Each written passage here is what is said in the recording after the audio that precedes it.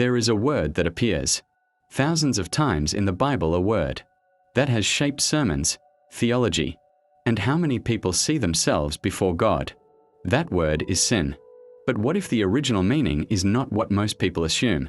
In Hebrew, the word often translated as sin is chata. And at its core, chata does not first mean being evil or morally corrupt.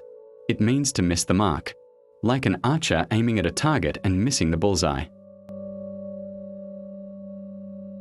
The problem is not identity, but direction.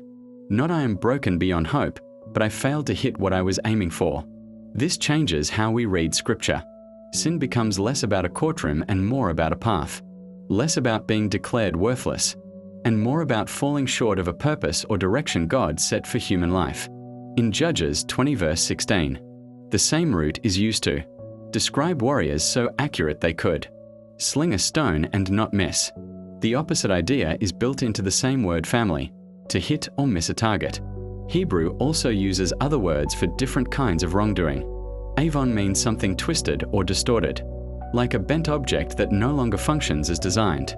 Pesha means rebellion, deliberately crossing a boundary. But chata is the most common. It describes ordinary failure, when someone tries but falls short. This is important because it reframes identity. The Bible does not say every failure becomes your identity. It describes actions. A miss is not the same as becoming a missed person. It is a moment, not a label. David's words in Psalm 51 reflect this.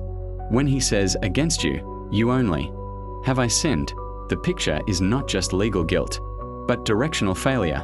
God, you showed me the target, and I aimed elsewhere. That is deeper than shame. It is the recognition of lost direction.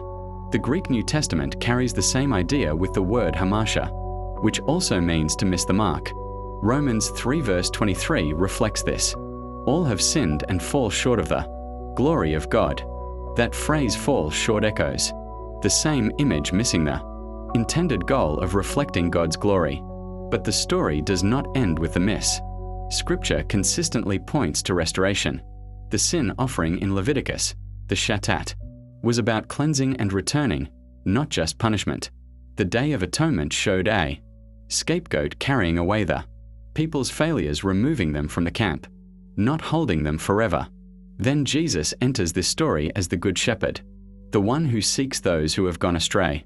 He does not come for people who never miss, but for those who have. I am the way is not only identity, it is direction, a path back. So chata reshapes everything. It says failure is real, but not final. Missing the mark does not erase the target. If there is a target, there is still purpose. If there is still a path, there is still hope. And if there is still a shepherd, there is still a way back. The message is simple. You miss the mark, but you are not beyond return.